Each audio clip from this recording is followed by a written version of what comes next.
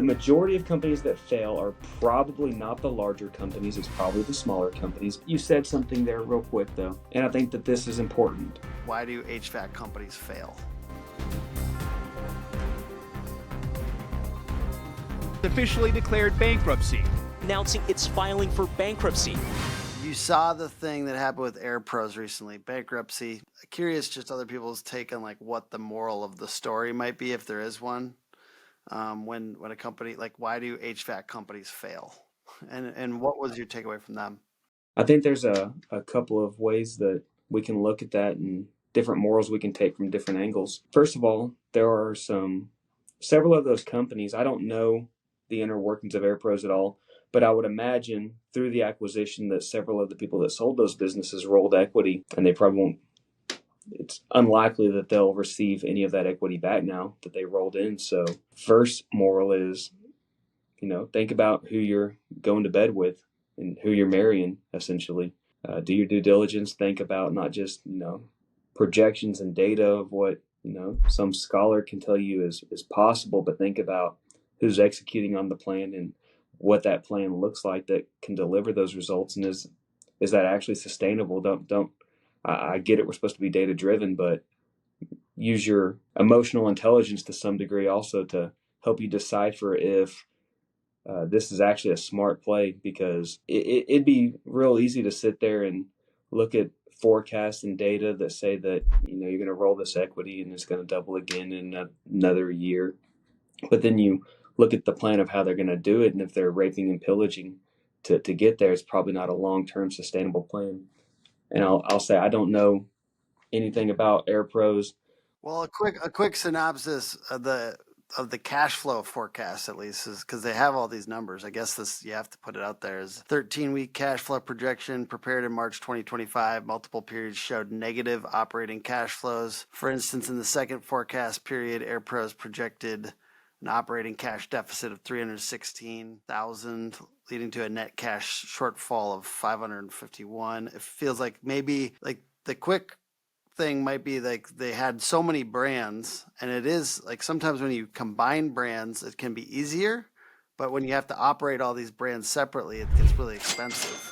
I think one of the things that kind of happens to a lot of business owners is when they're a small company, they have these thoughts and views around running a business that makes the large companies appear devilish or evil.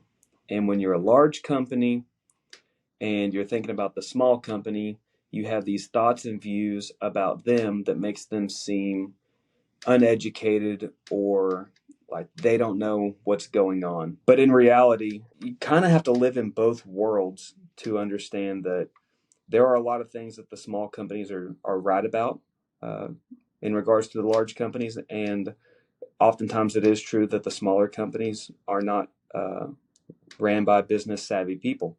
Certainly try not to find yourself on one end of the spectrum or the other, and really see as omnipotently as possible what the scenario is. And in the case of Air Pros, I'm sure that the leadership of that organization didn't plan or intend on this thing finding itself where it's at. The original CEO and founder of Air Pros apparently left last year, halfway through the year 2024, and like I guess the expansion was kind of like there's rapid expansion, right? They're going rapidly expanding, but unfortunately, like that was at the cost of financial stability. So like, you're kind of saying like, what is a tenable amount of expansion before it gets a little, I think when it looks like it's money on a spreadsheet, you don't realize like the risks always. And sometimes these private equity firms are really just like 25-year-olds with spreadsheets that haven't run a business. I mean, that's real. That is behind the scenes of real private equity firms. They're not always people that have had to, some awesome ones. Okay. Some awesome ones. It's just like, make sure you're with one of those awesome ones, basically. Well, it's like getting married, right? There's a lot of people you can choose to marry. You probably want to make sure the one that you select to marry is the right one, or at least give it a good due diligence period. And I'm sure that the leadership of that organization They didn't plan for this to be the result. But if I'm calling a spade, I'm sure that there's a lot of, I don't know this, I don't know anything about their inner workings, but I would imagine that there's a great deal of narcissistic personality traits at the highest level of those organizations that are just simply not going to take accountability for where it's at now. I'll just give a quick synopsis of what they're doing because I'm just reading the documents here. It's AirPros secured a $20 million debtor in possession financial arrangement. This financing was crucial, providing $4 million immediately upon bankruptcy filing, an additional $6 million upon court approval, and rolled up financing to maintain operations and vendor relationships during asset sales. Essentially, the idea of to trying to sell off the assets, and that's the way forward. And by the way, we're not wishing anyone out there on this particular situation any ill will. Obviously we want you guys to do well. Is there any other principles you've seen to why HVAC companies fail? Just a few more minutes on this topic of what is a common thing, things that actually make most HVAC companies fail. This is obviously at the largest level, it feels like. Sure.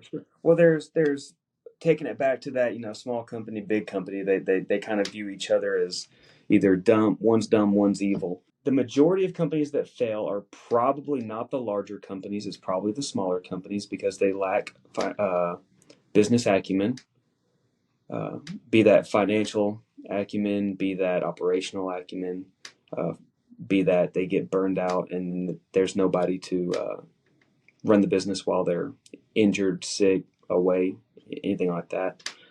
So that I don't have the data on that to support that. I just looking at it, that's what I would hedge my bet on is cash flow, because people get overhired sometimes. I feel like that's a common one and don't want to fire. Then that's on the flip side of it. So you got on one side you got this large pool of people that don't know how to run a business and they fail with good intentions. And then on the other side of it, you have a group of businesses that fail because, ironically enough, their business acumen wasn't what they thought it was, but it's more from a place of becoming hyper aggressive and taking their eye off the ball and focusing on the wrong things. You probably won't find a business that failed that was focused on all the right things. Mm-hmm. I heard a really great quote that was more organizations die from indigestion than starvation. It's just the idea that people get a lot of business. I think this might have been a little bit of the case that this situation is you're getting a lot of business, but it doesn't mean that you have your margins right. It doesn't mean that you have your cash flow right. So those things, it's tough when you're growing fast and it can be dangerous. Well, and again, maybe you're growing, maybe you're hitting this early hyper aggressive stage of growth, but then you become stagnant because you ran through the customer base or you sold everybody everything, or you've developed a reputation for only caring about selling, and now your referrals start dropping off, so you in turn have to spend more on marketing and advertising, and it just becomes this vicious cycle of you have to sell more to pay for the marketing that you now have to pay more for because your customers are dissatisfied because you have to sell more. That seems really common, actually. I don't, dude. I say this sincerely. I have a mid-level understanding of operations, and I would say I have a mid-level business acumen.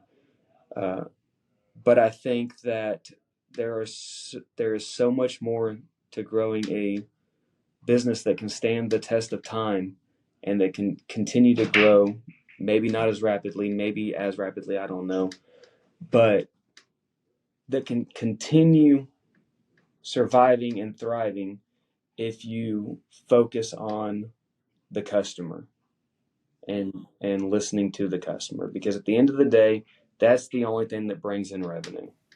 Mm. It's beautiful.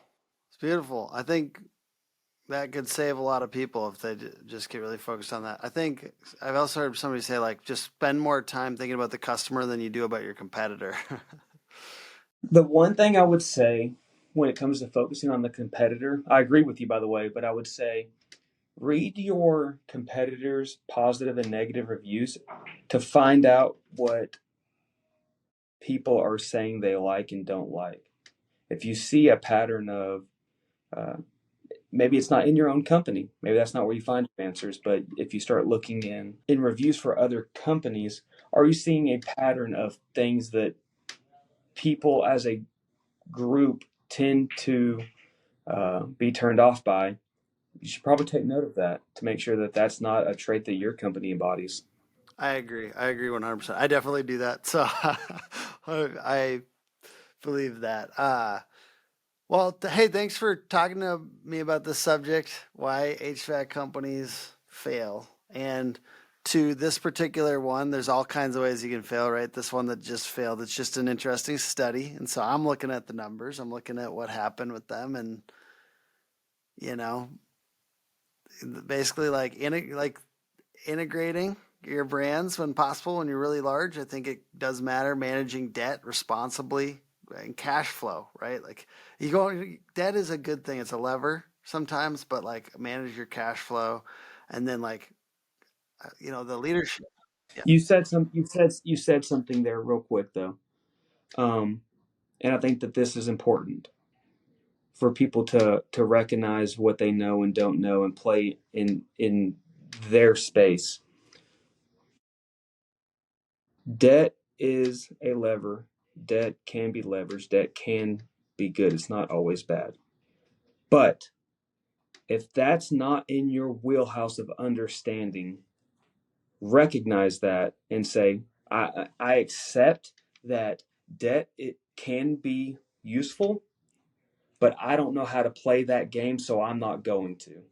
And understanding where you as an individual or you as a business have strengths and acknowledge where you have weaknesses, and not get pulled into this idea that, well, that guy who's super successful told me that debt's not always bad, so I'm gonna go get some debt and do these things. Like that guy who's super successful using debt, assuming that everything he's putting out there is true and this is actually what's going on, assuming that he has an in-depth understanding of how to make that work. And if you don't, you're probably better off not playing in that field. Well, I appreciate you joining, man. Thank you very much. Thank you guys very much. Thanks for watching.